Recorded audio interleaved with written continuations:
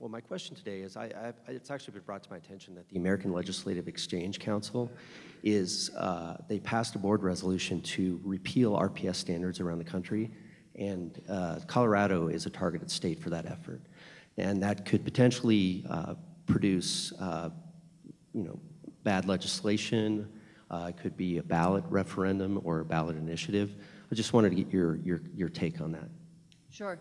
Thanks for bringing that up. Yes, for those of you who don't know, the American Legislative Exchange Council, or ALEC for short, passed a resolution not long ago, a couple weeks ago, that calls for the repeal of renewable energy standards in those states that have them.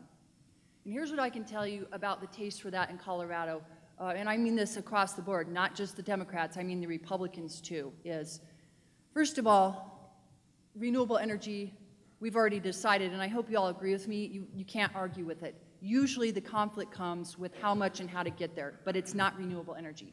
Second of all, the legislature didn't put our renewable energy standard into place. The voters of Colorado did. And I don't care if you agree with it or not, what side of the aisle you're on, when the voters pass something, those are your constituents. Those are the people who live here, and that's a heck of a lot harder to argue with than the legislature putting something into statute. And so what you saw was, and we actually partnered with AWEA and some other folks to try to tell those folks in ALEC, do you really know what you're doing? First of all, it's bad, it's contrary to what we've all been saying and agreeing with when it comes to energy security, energy diversity, all of the above. But more than that, it's a bad business decision. We know that Colorado, which we just spoke about, we have a very robust business community based on renewable energy, energy efficiency, and the clean tech industry. And so to haphazardly, on a national basis, come in and undo or suggest undoing something that the voters passed is absolutely absurd. And luckily for us in Colorado, it's not just the renewable energy advocates who are saying this. We had utilities weigh in at ALEC on our behalf saying, we don't appreciate you suggesting policy for us in Colorado. We'd like to do it our way, thank you very much. Believe it or not, we had some folks from the traditional energy industry weigh in and say, that's not how we do things in Colorado. We like to forge our own way, forge our own partnerships, and we're not going to support you attacking an industry that, quite frankly, some of us work very well with. So some of our folks in the traditional energy stood up as well. I can also tell you that if something like that lands in Colorado at the State House, we will work endlessly to make sure that it doesn't go through. And I choose to believe that there's no way that it would. So, but thank you for bringing that up. Hi. Oh, to you. Were you next, Leslie? Great. Thanks. Awesome presentation, Tracee. Thank you so much. Leslie Gluss from Clean Energy Action. And I just wanted to get your perspective. We have all these resources in Colorado. They all have these challenges. But we're also kind of stalled out. We've kind of spent a lot on fossil fuel resources, coal plant in Pueblo, more updates on Pawnee and Hayden. And for example, just thinking about Excel, they're not talking about another significant addition of wind till 2030, and not really any solar much until 2031. That's their latest resource plan. So that's like 2 decades from now. And in the meantime, we have lots of plans for gas and passing all those gas costs on to customers and all the repair bills on the old coal plants on to customers. So it's kind of a 2-part question. One, does the governor's energy office kind of think it's appropriate for ratepayers to pay 100% of fuel costs no matter what they are? Gas isn't likely to stay at $2 to $3 a million BTU, and presently that all just goes straight through to ratepayers. And 2, what other ideas do you have about really getting us unstuck from a policy point of view? Where can we go, and how can we pull that coalition together? Sure. To your first point or question, I think much like a lot of the other things that we've just spoken about, it's a very sensitive, dynamic and balancing act when it comes to what's just the right thing to do, what's the most efficient and clean thing to do, best for our environment, and really what does that mean for consumer costs and jobs. And so anytime you have those 3 things, and anytime, it's really all the time, that we should be considering those things when we make our energy decisions that, that come into play. And so I see what you're saying, Leslie, and I think that, that there's more work to be done. I would also say that when it comes to how do we progress on renewable energy and get more, I think that there are areas that are highly underutilized of the policy that we have in place right now. And I'm talking about the innovation space, and for those of you who know the RPS bill, Section 123,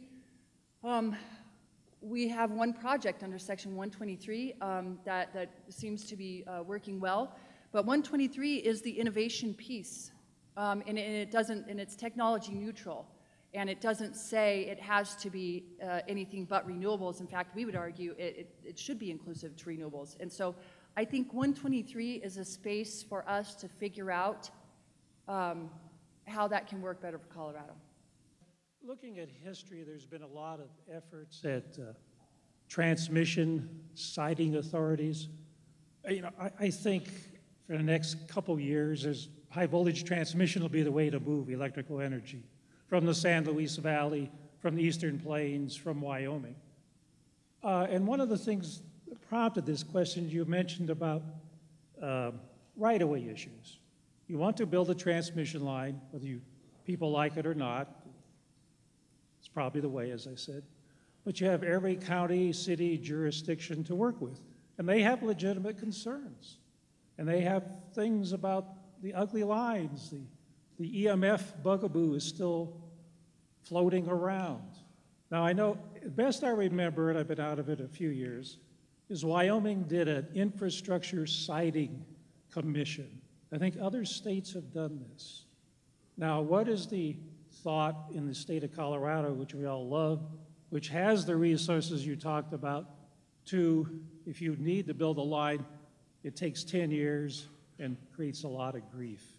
How could you do that? And undergrounding, of course, is 10 times about, depending whether it's rural or suburban or whatever. 10 times as expensive. It's a little trivial thing. Sure, no. Yeah, and that's, as you pointed out, it's a hot button, certainly. I think I've heard the idea come up of something, having some sort of authority or commission, transmission-wise, like Wyoming and some other states that have it, but the conversations usually lead to folks saying we're not convinced we need or want the state to step in when it comes to deciding what some folks would argue comes down to a local government issue. I definitely see both sides, but here's, I actually worked for the Wyoming-Colorado intertie, who had plans to build a line from southern Wyoming through roundabout the Brush area, and they said, we're not from Colorado, we don't know these folks, can you just do the on-the-ground work and see how upset they are, or basically, you know, do the local government outreach.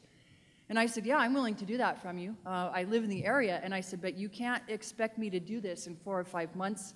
I need a year and a half. And they said, wow, really? And I said, yeah, that's I think sometimes part of our problem is it seems so logical and simple to us, but the outreach to the local governments and to the people who live out there, it is not that simple. It's the NIMBYism. And I think if we take the time and the care, they get it. And in my case, they absolutely did get it. And they said, thank you for not coming to us with a deadline of 60 days. And that was a 230 kV sort of medium voltage line, if I remember correctly. What if you come to them with a 500, the Trans-West Express and all these other buzzwords?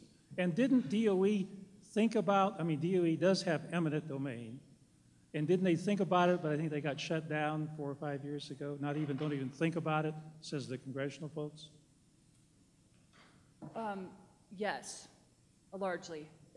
Certainly in Colorado, I can't speak about for other states, but as you all well know, eminent domain is it's a dynamite issue that will send, you talk about polarizing, say the word eminent domain. So I don't think we need to exercise that in Colorado. I'm still not convinced that we can't build transmission and work with our local governments and folks out there without having to overpower anybody else. But some call me overly optimistic too.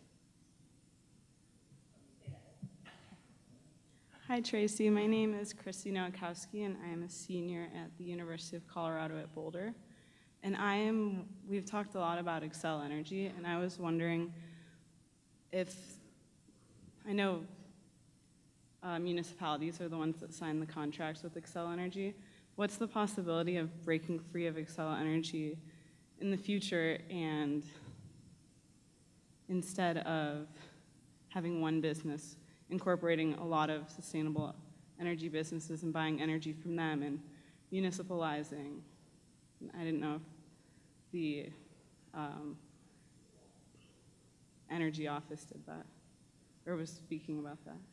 Sure. Well, I think that Boulder is going through this process to some extent right now, and so I think a lot of us are watching and seeing, you know, how they implement it or how they go about doing it. We certainly see pros and cons to both sides, but I think we understand the sentiment and why the need for diversification or the want, and why the option might appear to be to break away. I don't know, that's a complex issue, and one that I would hesitate to say the state has the answer on right now, because I think we're waiting to see. But to your point, we do know it's an issue, and we're watching it very closely. Hi. Hi, so my name is Drew Talley. I'm part of the Youth Leaders Group, and I was wondering, why isn't there any nuclear energy in the state of Colorado? Is that something the Colorado Energy Office is involved with? And also, are they trying to develop the new 4th generation reactors? I personally have talked with someone, a company who's invested in another company who's developing these, and they could make, over 10 years, they could power 20,000 homes, only leave, I've heard, like a football size of waste with it. And also they're a bit bigger than a human being. So are you thinking about bringing in nuclear energy, and are you helping to develop new reactors and more efficient nuclear energy, if you are thinking about that at all? Could you share your school and grade? Oh, sorry. I go to the Logan School for Creative Learning, and I'm in 8th grade. Well, I'm really glad you're here.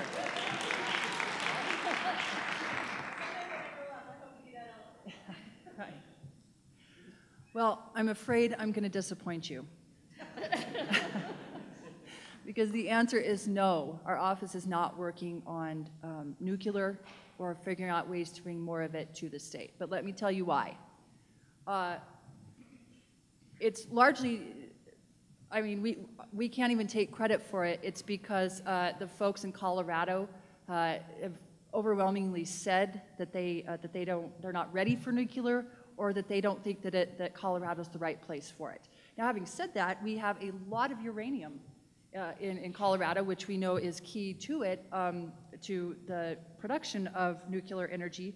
But I can tell you that that's not an area that we are focused on right now. So, sorry. Okay.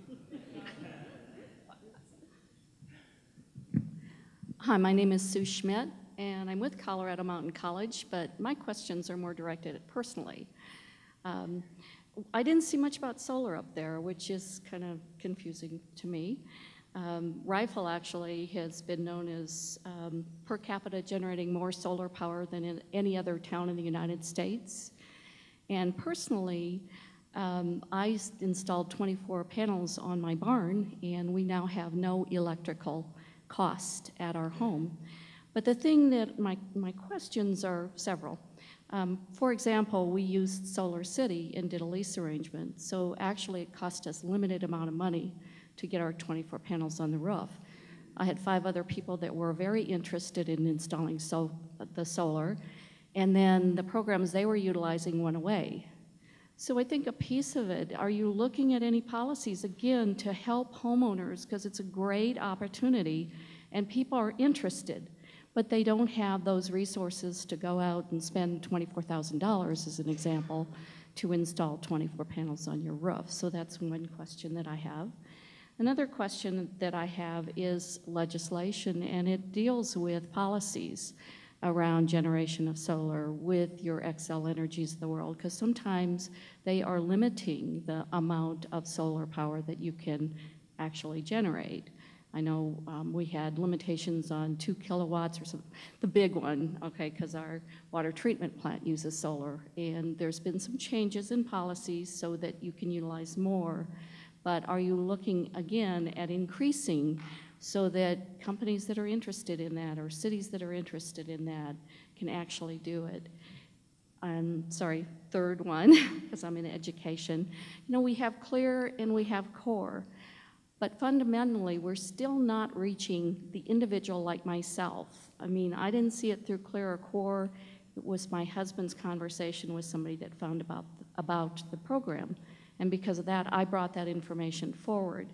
But are you looking at other ways to educate the general population? Because they still aren't going out to the CLEAR and CORE sites or your site to find out what opportunities they have to install solar. Okay. You got 3? Yeah, sorry. No, that's okay. Education, policy in relationship to organizations like Xcel, so we have the opportunity to generate this. And the third thing is programs such as what Solar City had, which was they were getting tax incentives. So they took those tax incentives. That was how we were able to get our solar panels so cheaply. So are you looking at trying to create other partnerships such as that so that it's affordable to the individual? First, I'd like to say that if that's the takeaway for that I didn't mention solar enough, or that our office isn't focusing on it, let me correct that and say that that's certainly not the case. We see the value in solar. We love the solar industry, and we actually work very, very closely with them and well with them, and we'll continue to do so. So that aside, let me just say that while our office in particular, and government certainly has a place in educating, I would say it does not fall to us solely. I think that it's a partnership with you all and with the state government, but oftentimes we're not the best educators, or we shouldn't be the first responder or the right messenger. We should be a part of that, though. So yes, we could do a better job, we all could, of educating on what's available right now for solar availabilities, but that's really a partnership and not just a function of state government. Thirdly, when it comes to our office, I would argue was very, very active. I don't think I would argue, I think you all recognize this, under ARA, when we had significant amount of money to put towards solar programs and solar resources, and I think we did it effectively. We are very, very challenged now, not having the stimulus money to do those programs, and so I think there's this perception out there that it's because of other reasons that we're not focused on solar, that we don't value it. That is not the case. We are financially challenged now and need to figure out more innovative ways to do it with a heck of a lot less money. It can be done, it's just gonna take a little bit more time than I think any of us would like, but we're open and we have conversations with Xcel all the time, both among ourselves at the PUC level on, okay, let's not get in a standstill, how can we progress this in a way that makes sense? And we're gonna continue to have those conversations. And I would say that if any of you have ideas on programs that can be implemented and on strategy, we would love to hear them.